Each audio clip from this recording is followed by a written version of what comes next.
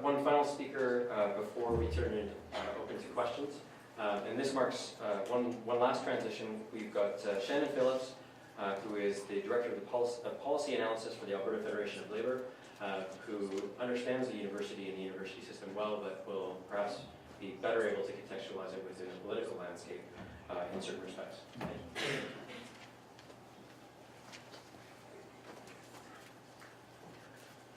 Well, good evening, everyone. I did not go to the University of Lethbridge. I went to the University of Alberta in the Department of Political Science, and it was quite funny to me to hear Alison Redford talk about how we, might have these departments of political science who aspire to be similar.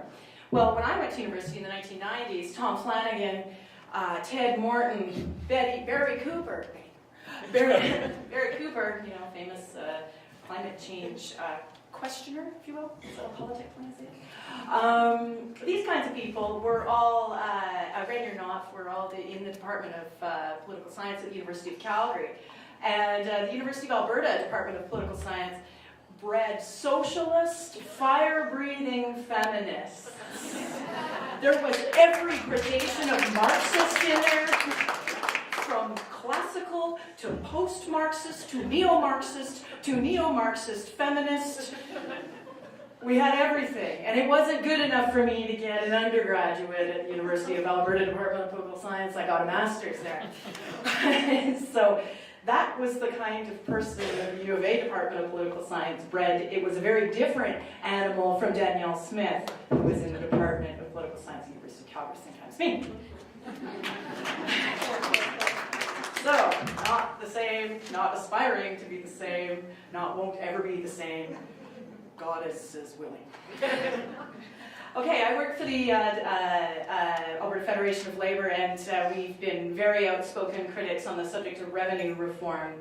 And that is the first item of business here. Are these cuts justified? Well, heavens no, people. We have a massive, massive fiscal hole that we have dug ourselves through almost 2 decades now of royalty giveaways, corporate tax giveaways, and tax giveaways for the very wealthy since the 2001 introduction of the flat tax. To give you an idea, to invoke the ghost of Peter Lougheed, which we've already done with the Alberta Heritage Foundation for Medical Research, which was a fund that was established with the Heritage Fund when we collected something in the neighborhood between 25 and 40% of oil industry revenues in royalties. That was the number. Between 25 and 40, it fluctuated with the economy in the 1970s and early mid-1980s.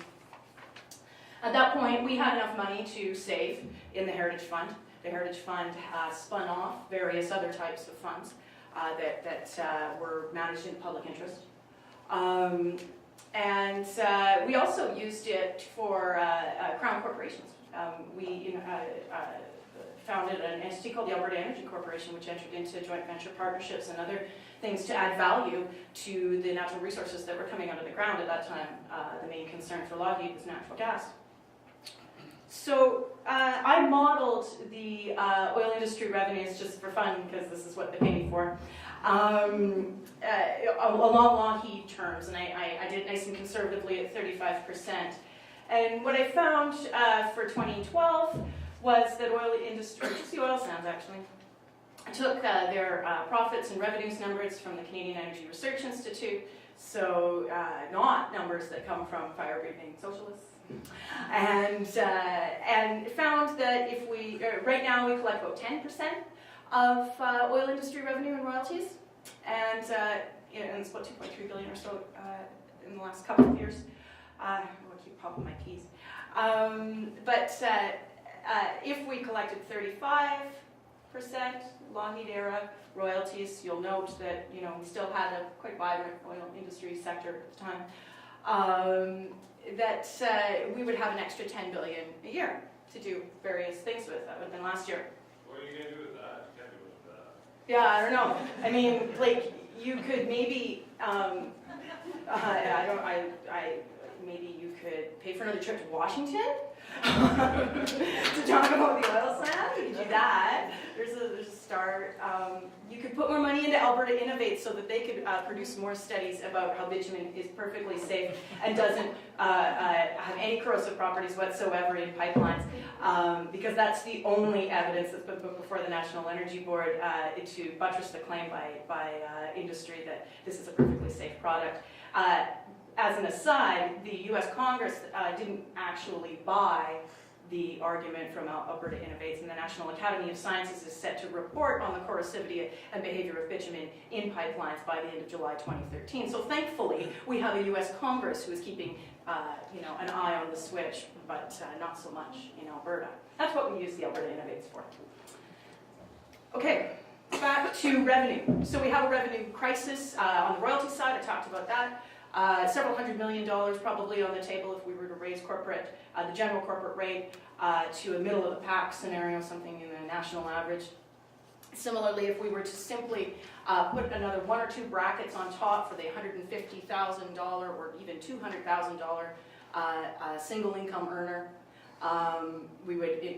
it would depend on how many brackets you put and what kind of rate you put there, but if you simply raise down to the Canadian average, for the super wealthy Albertans, you'd be looking at something in the neighborhood of another $500 million or so.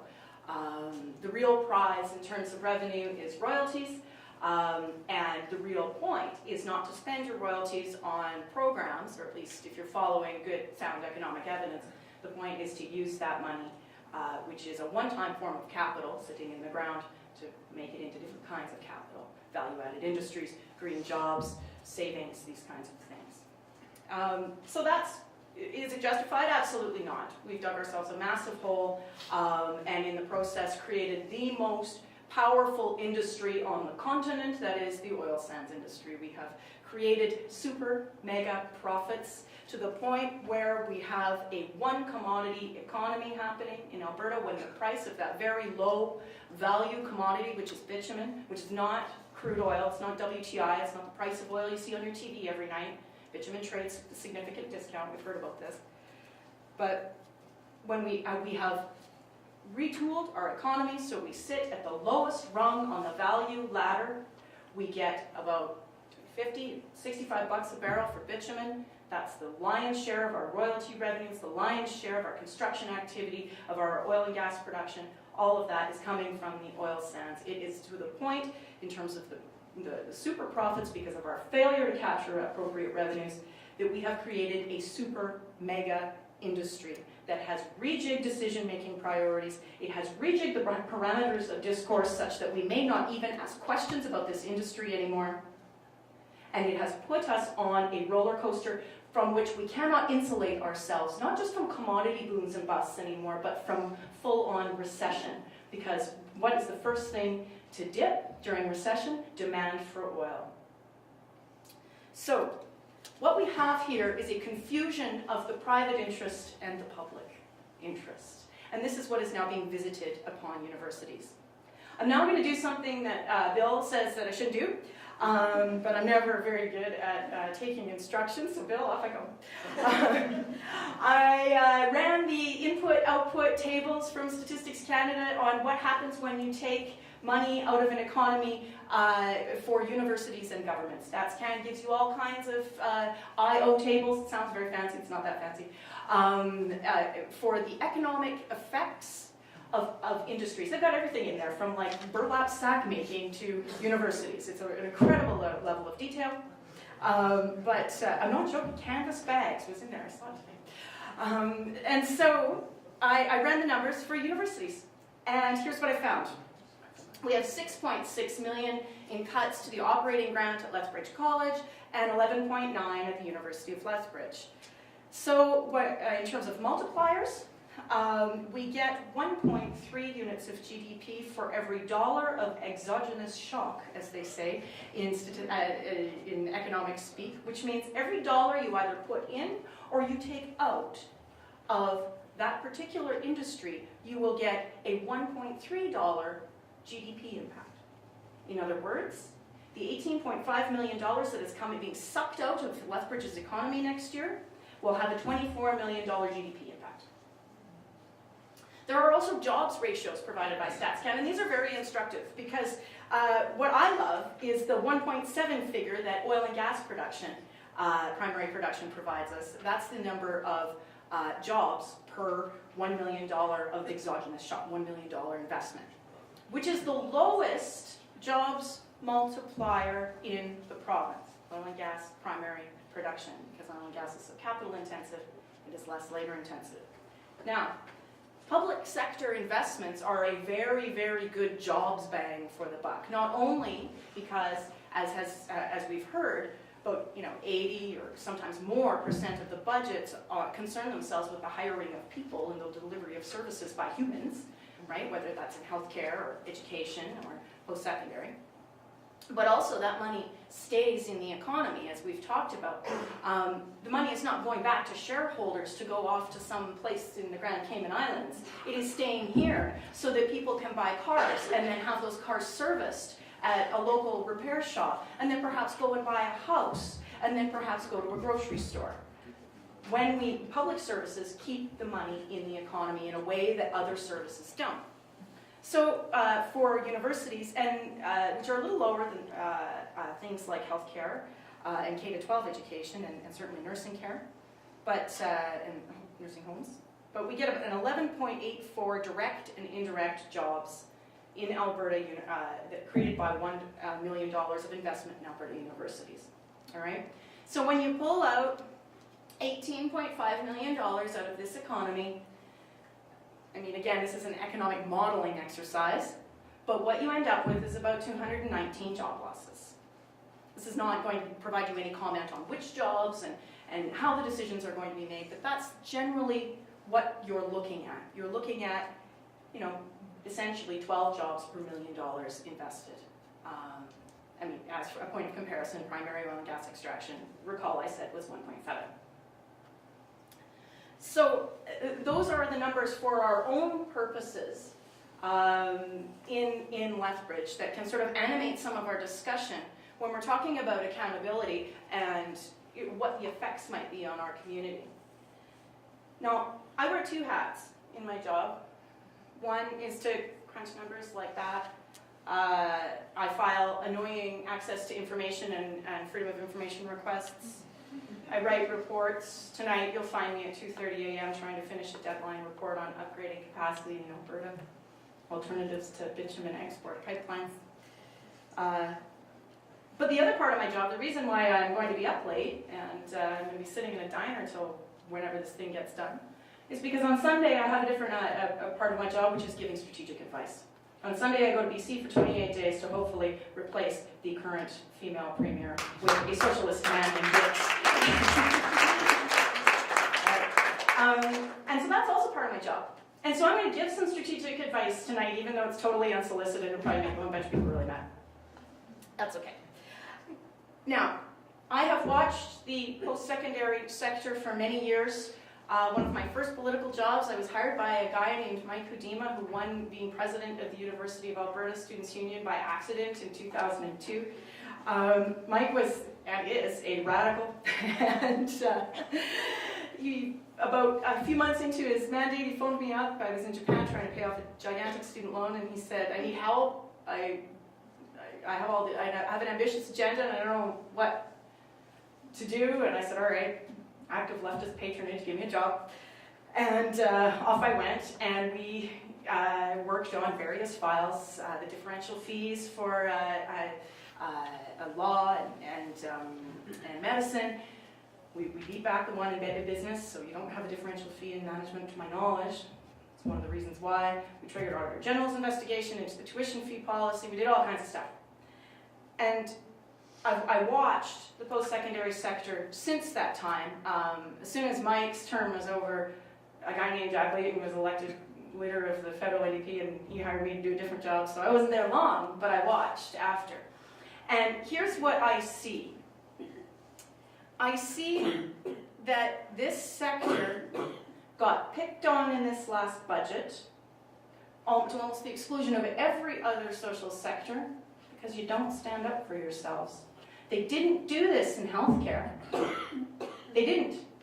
Why? Because if they did, they would have had 1,000 nurses on the steps of the legislature the next day. And the nurses weren't bargaining. They didn't do it, well, it kind of did to K-12, but a little bit. The ATA has in the past flexed its muscle, and they didn't punish the K-12 sector. They didn't do anything fantastic. I mean, those 0-0 agreements are certainly not very welcome in my household, where my husband's a teacher. And so you wonder why you get bullied when you don't stand up for yourself. And it's an old-fashioned way to look at bullying. When I was a kid, I'd come home with my dad and say, well, did you hit them harder? I would say no. But you've got to fight back. And the reason why healthcare is the #1 issue in everyone's mind is because the healthcare unions have put it there. It did not happen by accident. And nobody sat back and waited for Alberta Health Services or any of the regional health authorities to fight back for healthcare, like we might wait for the university administrations. No. It was the workers in those sectors that fund campaigns, that put people on the steps of the legislature, that send people to meet with their MLAs. They're afraid to change healthcare, so they won't. They weren't afraid of post-secondary education, so they did. So, in response, I might give you some other advice, which is to work together, to get along, the various stakeholder groups, and to act like adults when it comes to the response, by which I mean, find a message that rings crystal clear. Don't get caught up in, passive voice phrases in your communication materials. Find it. If you cannot find it on your own, go and avail yourselves of the army of communications consultants and professionals that we have in the labor movement. They're just waiting for you to come and help. Ask for help. Great. Do things like polls, buy advertising, dedicate staff to it, write letters, attack them on the web, have a social media strategy. Surround them. You must act in the public interest. You can't wait for someone else to do it for you. There's no such thing as lobbying anymore and having a meeting and changing their mind. Not in the context of our revenue crisis on who actually writes the check and makes the decisions in terms of government, which is, essentially the private interest and not the public interest. So those are some words of unsolicited advice. Take from it what you will, and if you want to ignore everything that mouthy Phillips woman says, great. But having watched politics for almost 15 years, and I started as a step student in Pam Barrett's office, and in a long time ago, 1999. She was the leader of the Alberta NDP before she stepped down, and then the following year was when Brian was elected, Brian Mason, who's the current leader. But I've watched a long time, and this is a funny political climate, right? It's a one-party state that intimidates people, bullies them, threatens them to take away their funding if they speak out. But the squeaky wheel ends up getting the grease, because in a one-party state, you have to be at least somewhat flexible to hold on to power. At least somewhat. And so you have to respond to public pressure. So, give them pressure. And just one final note on university communications versus public interest communications. From a PR perspective, it is their job to essentially say everything and nothing at all. Quality, access, and so on. It's your job to say something different that references the public interest, the vast amount of benefit we get from post-secondary education, the great equalizing benefits of post-secondary education, which was the whole point in the first place of public universities. So think about that as you move forward, work together, understand who your allies are, and make them dance.